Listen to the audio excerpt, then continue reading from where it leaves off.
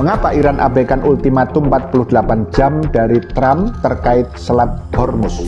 Presiden Amerika Serikat Donald Trump mengultimatum Iran untuk membuka kembali Selat Hormuz dalam waktu 48 jam.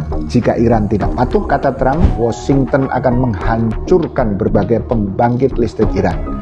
Setelah 48 jam berlalu, Iran menegaskan tidak akan membuka selat tersebut bagi kapal musuh dan mengancam akan menutup total jalur tersebut. Apa yang sesungguhnya terjadi? Pertama, Trump dengan arogan mengultimatum Iran. Berikut pernyataan lengkapnya. Jika Iran tidak sepenuhnya membuka tanpa ancaman Selat Hormuz dalam 48 jam sejak saat ini, Amerika Serikat akan menyerang dan menghancurkan berbagai pembangkit listrik mereka, dimulai dari yang terbesar. Unggahan itu dipublikasikan pada 21 Maret pukul 23.44 GMT. Artinya Iran memiliki waktu hingga 23.44 GMT pada 23 Maret atau pukul 03.14 waktu Teheran pada 24 Maret atau jam 6.44 waktu Indonesia Barat untuk memenuhi tuntutan tersebut. Kedua, Iran membalas ancaman tersebut dengan mengatakan jika ancaman Amerika Serikat mengenai pembangkit listrik Iran dilaksanakan, Selat Hormuz akan ditutup sepenuhnya dan tidak akan dibuka kembali sampai pembangkit listrik kami yang hancur dibangun kembali, kata Komando Operasional Militer Khatam Al-Anbiya dalam sebuah pernyataan yang disiarkan oleh televisi pemerintah Iran. Ketiga, sampai saat ini, Kamis 26 Maret, terbukti gertakan Trump melempem. Presiden Amerika Serikat Trump menunda rencana serangan militer terhadap fasilitas energi Iran selama 5 hari setelah sebelumnya melontarkan ultimatum keras terkait pembukaan Selat Hormuz. Menurut Al Jazeera, Trump mengklaim keputusan itu diambil setelah adanya komunikasi yang ia sebut baik dan produktif antara Washington dan Teheran dalam beberapa hari terakhir. Saya telah menginstruksikan Departemen Pertahanan untuk menunda semua serangan terhadap pembangkit listrik dan infrastruktur energi Iran selama 5 hari, tulis Trump melalui platform Truth Social.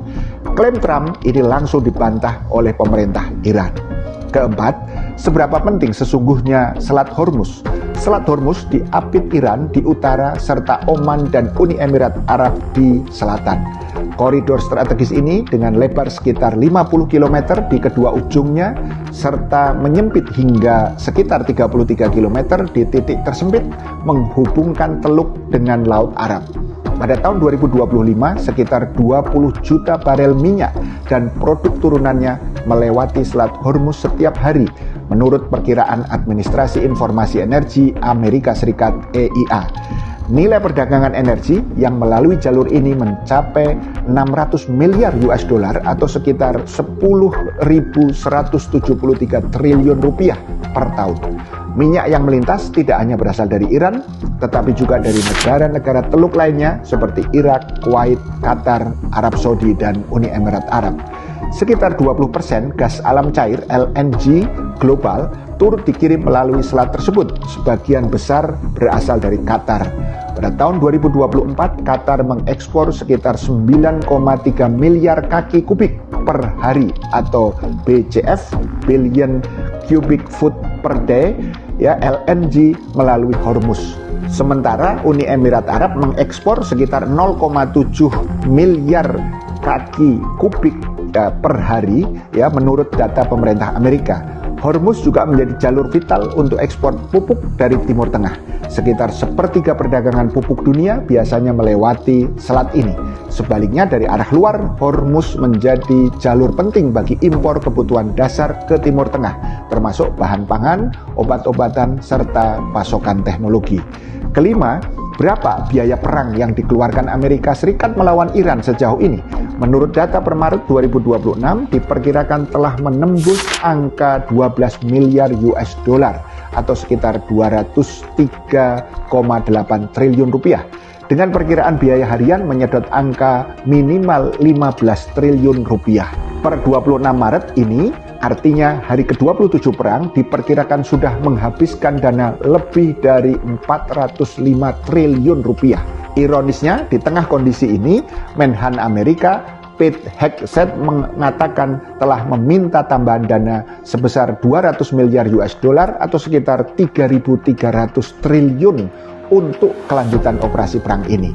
Pertanyaannya, apakah dunia akan terus diam dan membiarkan Trump mengumbar arogansi dan keserakahannya?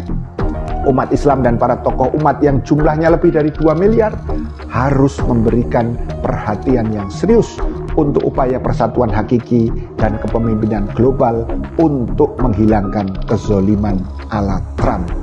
Paham sampai di sini? Salam melek politik.